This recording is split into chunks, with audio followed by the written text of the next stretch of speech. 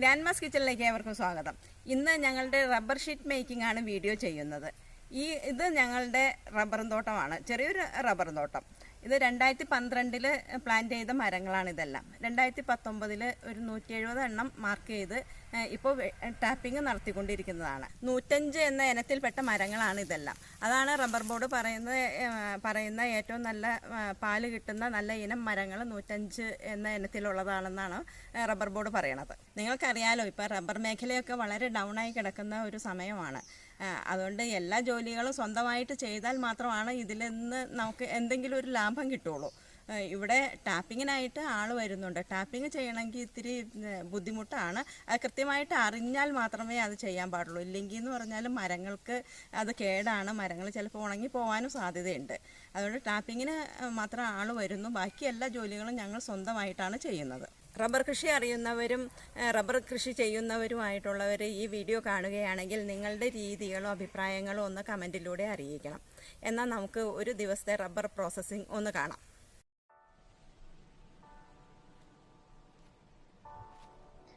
വെളുപ്പിന് 6:30 മണിയോടെ ടാപ്പിംഗ് തുടങ്ങും.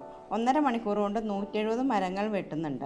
ആദ്യം തന്നെ അതിൽ വള്ളിപ്പാൽ വലിച്ചെടുക്കും. വള്ളിപ്പാലെന്ന് പറഞ്ഞിട്ടുണ്ടെങ്കിൽ കഴിഞ്ഞ ദിവസം വെട്ടിയതിൻ്റെ പാല് ആ മരത്തിൽ തന്നെ ഇരുന്ന് ഒട്ടിയതിന് സെറ്റായി വന്നിരിക്കുന്നതാണ്.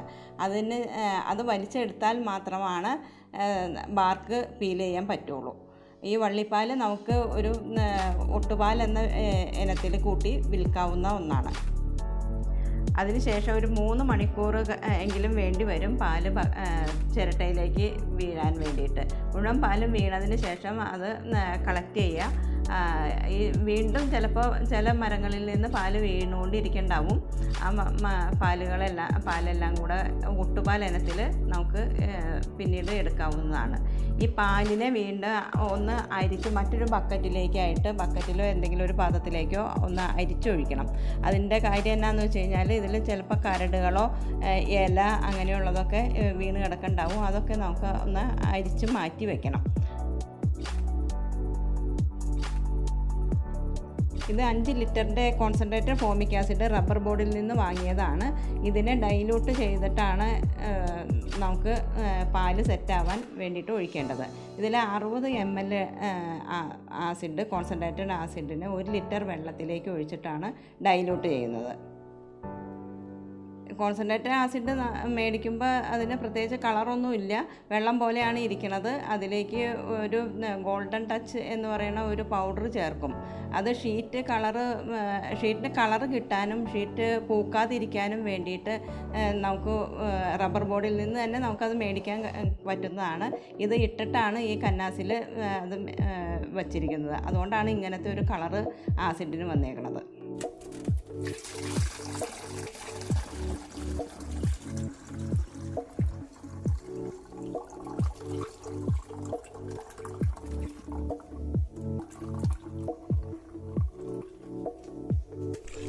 എല്ലാ മരങ്ങളിൽ നിന്നുള്ള പാല് എടുത്തതിന് ശേഷം നമുക്ക് ഈ പാലരിച്ച അരിപ്പയെല്ലാം ഒന്ന് കഴുകി പാലിൻ്റെ അംശം എല്ലാം കൂടെ ഒരു പാത്രത്തിലേക്ക് കളക്ട് ചെയ്യാം.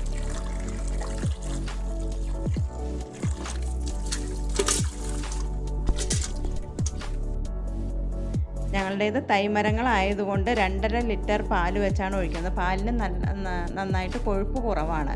2.5 ലിറ്റർ പാലും 1 ലിറ്റർ വെള്ളവും ചേർത്താണ് പാലിനെ നേർപ്പിച്ചെടുക്കുന്നത്.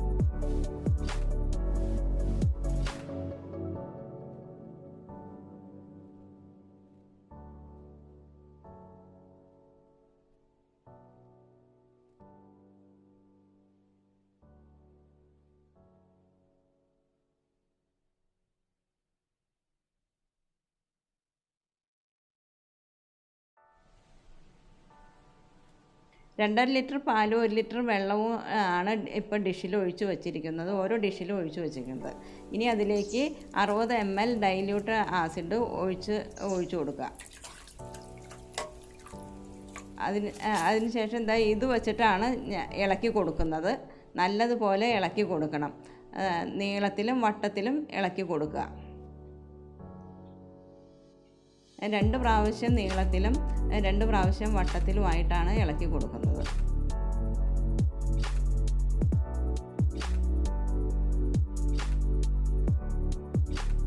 ഇങ്ങനെ ചെയ്ത് കഴിയുമ്പോൾ പാലും വെള്ളവും ആസിഡും എല്ലാം നല്ലതുപോലെ മിക്സായി വരും. അതിനുശേഷം പത വെട്ടി മാറ്റണം. പത വെട്ടി മാറ്റി ഒരു ലോട്ട് ഷീറ്റൊക്കെ ഉണ്ടാക്കാം ശരിക്കും. പക്ഷേ അതിനുള്ള ഷീറ്റുകൾ ഞങ്ങൾക്ക് വളരെ കുറവാണ്. 10 ഷീറ്റാണ് ഞങ്ങൾക്ക് കിട്ടുന്നത്. അതിൽ നിന്ന് ഒരു ലോട്ട് ഷീറ്റ് ഉണ്ടാക്കാനുള്ള പതയൊന്നും കിട്ടില്ല. അതുകൊണ്ട് ഇതുപോലെ സൈഡിലേക്ക് മാറ്റി വയ്ക്കും. ഞങ്ങളിങ്ങനെ ക്രോസ് ആയിട്ട് വെച്ചിട്ടാണ് പാൽ ഉറയൊഴിക്കണത്. നിരത്തി വെച്ച് കഴിഞ്ഞാൽ തറയ്ക്ക് എവിടെയെങ്കിലും ഏതെങ്കിലും ഭാഗത്ത് സ്ലോപ്പ് ഉണ്ടെങ്കിൽ ഡിഷ് ആ വശത്തേക്ക് ചരിഞ്ഞ് കിടക്കും, പാൽ അങ്ങോട്ട് ചരിഞ്ഞ് കിടക്കും. അപ്പം നമുക്ക് കിട്ടുന്ന ഷീറ്റിനാണെങ്കിൽ ആ ഒരു വശം നല്ല കട്ടിയിൽ ഇരിക്കുകയും ചെയ്യും. അതുകൊണ്ട് ഇങ്ങനെ വയ്ക്കുകയാണെങ്കിൽ അങ്ങനത്തെ ആ പ്രശ്നം ഒഴിവാക്കാം. ഇപ്പോൾ എല്ലാ ഡിഷിലും പാലെല്ലാം ഉറയൊഴിച്ച് കഴിഞ്ഞിട്ടുണ്ട്. ഇനി ഇതിന് നാളെയാണ് ഷീറ്റായിട്ട് എടുക്കുകയുള്ളൂ.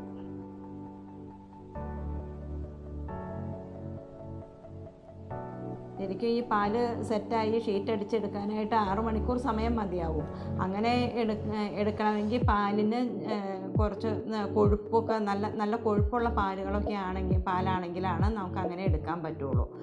ഞങ്ങളിവിടെ ഒരു ദിവസം കഴിഞ്ഞിട്ടാണ് ഷീറ്റ് അടിക്കുന്നത്. പാലിന് കൊഴുപ്പ് കുറവായതുകൊണ്ടാണ് അങ്ങനെ ചെയ്യണത്. അല്ലെങ്കിൽ ചിലപ്പോൾ ഷീറ്റ് മുറിഞ്ഞൊക്കെ പോവാൻ സാധ്യതയുണ്ട്. ഷീറ്റ് എടുത്തതിന് ശേഷം വെള്ളം ബയോഗ്യാസിൽ ഒഴിക്കാൻ വയ്ക്കും. ഇതാണ് ഷീറ്റ് അടിക്കുന്ന മെഷീൻ. ഇനി നമുക്ക് ഷീറ്റ് അടിച്ചെടുക്കാം. ഇപ്പോൾ നമ്മൾ എടുത്തുകൊണ്ട് വന്ന ആ ഷീറ്റിൻ്റെ കനമൊക്കെ ഒന്ന് കുറച്ച് നീളവും വീതിയും കൂട്ടിയെടുക്കാൻ വേണ്ടിയിട്ട് ഈ മെഷീൻ ആണ് ഉപയോഗിക്കുന്നത്. ഈ മെഷീനിൽ 2 പ്രാവശ്യം അടിക്കും. ഒന്ന് വീതി കൂട്ടുന്നതിനും പിന്നെ ഒന്ന് നീളം കൂട്ടുന്നതിനും വേണ്ടി. ഈ മെഷീനിൽ അടിച്ചതിന് ശേഷം രണ്ടാമത്തെ മെഷീനിലും കൂടെ ഒന്ന് അടിക്കണം. അപ്പോഴാണ് ഷീറ്റിന് ഡിസൈനൊക്കെ വരുന്നത്.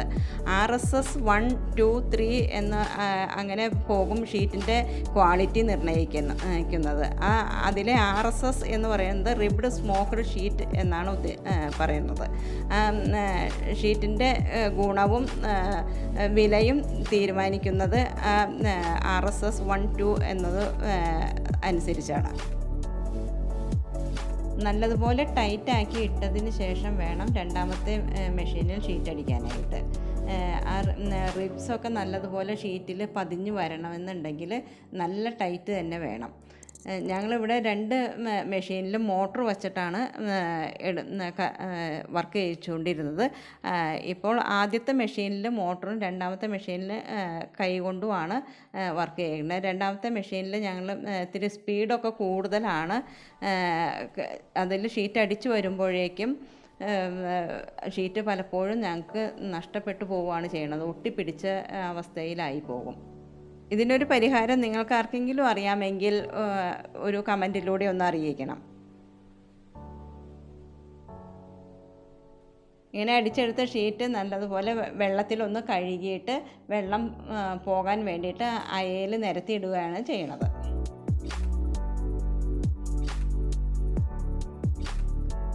ഇതുപോലെ എല്ലാ ഷീറ്റും കഴുകി വെള്ളം പോകാൻ വേണ്ടിയിട്ട് അയയിൽ നിരത്തിയിടും. അതിനുശേഷം പുകപ്പുരയിലേക്ക് മാറ്റും.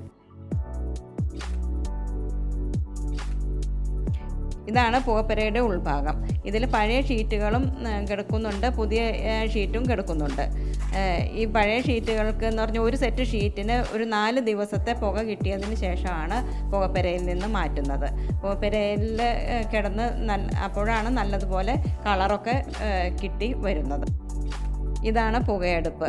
ഇതിൽ ചകിരി, വിറകുകളും എന്താ കത്തിക്കാൻ പറ്റുന്നതെന്ന് വെച്ചാൽ എല്ലാ സാധനങ്ങളും ഇട്ടിട്ട് ഞങ്ങൾ പുകയ്ക്കാറുണ്ട്. പുകയാണ് കിട്ടേണ്ടത്, കത്തുകയല്ല ചെയ്യേണ്ടത്. ശരിക്കും നല്ലതുപോലെ പുക കിട്ടണം.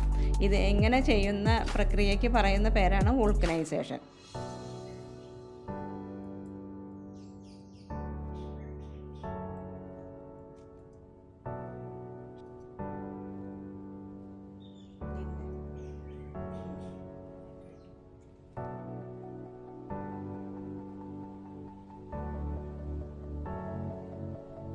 മൂന്ന് 4 ദിവസത്തെ പുക കിട്ടിയതിന് ശേഷം പോപ്പരയിൽ നിന്ന് മാറ്റുന്ന ഷീറ്റുകൾ ഒരു ദിവസം ഞങ്ങൾ വെയിലത്തിടും. റബ്ബർ ബോർഡ് പറയുന്നത് വെയിലത്തിട്ട് ഷീറ്റ് ഉണക്കരുത് എന്നുള്ളതാണ്. പക്ഷേ ഒരു ദിവസം വെയിലത്തിട്ടിട്ടാണ് ഞങ്ങൾ അതിനെ സ്റ്റോർ റൂമിലേക്ക് മാറ്റുന്നത്. 3/4 ഭാഗത്തോളം ഉണക്ക് പോപ്പരയിൽ നിന്ന് തന്നെ കിട്ടും. അതിന് ശേഷം ഒരു ദിവസത്തെ വെയിലും കിട്ടിയതിന് ശേഷമാണ് അതിനെ സ്റ്റോർ റൂമിലേക്ക് ഷീറ്റുകളെല്ലാം മാറ്റുന്നത്.